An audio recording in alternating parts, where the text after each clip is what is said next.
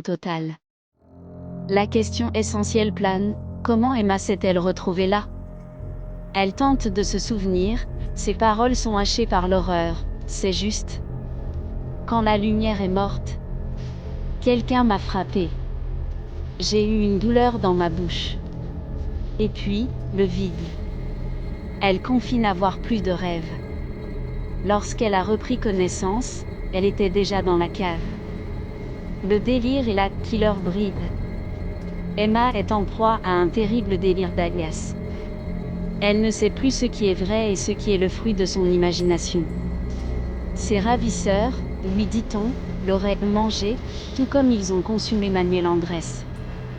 C'est là qu'Elias apparaît, préoccupé, mais contraint par ses obligations. Il doit se rendre à l'administration, car on l'interroge sur le travail de Monsieur de la Cuesta. Il doit aller voir Manet, une urgence qu'il ne peut ignorer. Emma, à ce moment, lâche la bombe qui fait basculer le suspense, c'est lui que j'ai vu. Killer bride. Elias, incrédule, tente de la rassurer. C'est peut-être quelqu'un qui veut lui faire peur, mais il nie l'existence de ces monstres, attribuant ses visions à l'effet de ce qu'elle a ingéré. Il s'inquiète, veut savoir où elle a été emmenée dans San Luca de Oro. La question de la culpabilité. Le délire d'Emma continue de la hanter. Elle se demande si elle est celle qu'ils ont vendue, faisant écho au cas de Sœur Justino. Elias, désespéré, la conjure d'oublier. Non, non. Ne t'en souviens plus. Ils ne t'ont pas attaqué. Il n'y a pas de poignard. Les soupçons d'Emma se portent sur deux personnes puissantes, Madame Tati ou le maire. Elle remercie Elias de l'avoir sauvée, car elle sait ce que Juan Felipe aurait pu lui faire.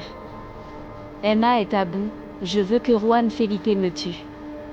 Elle confie un secret terrible. La vérité sur ce qui s'est passé avec Javier est l'un des secrets de Juan Felipe. L'intervention et les doutes.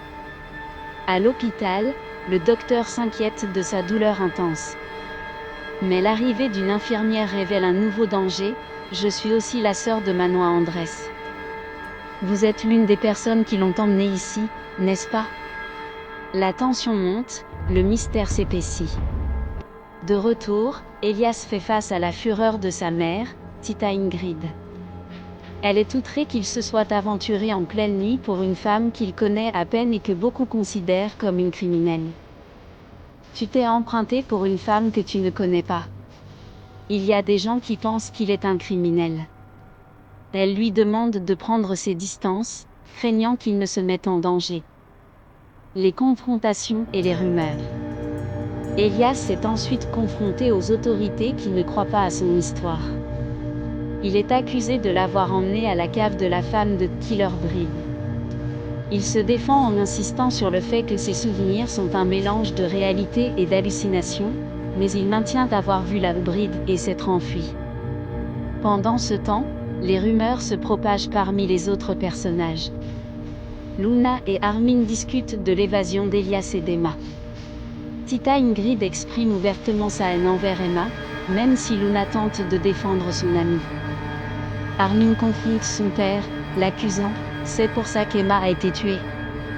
Son père est cinglant, lui rappelant qu'il n'est pas capable de justice extrajudiciaire. Il est convaincu que ce sont ses ennemis qui l'ont emmené à San Luca de Oro. Les collègues de travail et amis, Mario et Mildred, se moquent du récit romantique et dangereux de l'évasion dans la forêt. Ils qualifient Emma d'héroïne chinoise moderne. Ils soupçonnent Emma d'être la meurtrière qui s'introduit à l'hôpital et au service commémoratif de l'homme qu'elle a tué. La dénouement partiel. Dans cette tempête de doute, Luna tente de croire à l'innocence d'Emma, tout en avouant « Je ne sais plus ce que je pense.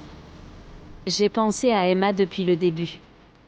Mais maintenant, je me demande tout. Le doute subsiste, elle est la personne qui a tué Sœur Justino. Vraiment ? L'épisode se termine par une confirmation terrifiante, malgré l'incrédulité générale, face à ceux qui nient l'histoire de la Killer Bride. Emma maintient, oui, je l'ai dit. Oui, c'est ce que je crois. Mais quand j'étais là-bas, j'ai vu ce qu'il avait vu. J'ai vu le fil de bride. La musique atteint un crescendo dramatique, puis coupe net. C'est un script beaucoup plus long et détaillé, parfait pour une vidéo de récapitulation d'épisodes. Qu'en pensez-vous, alors, que croire? Le mystère de la mariée tueuse n'a fait que s'épaissir. Si vous avez une théorie sur ce qui s'est réellement passé dans la cave et qui est cette fameuse mariée tueuse, dites-le moi en commentaire.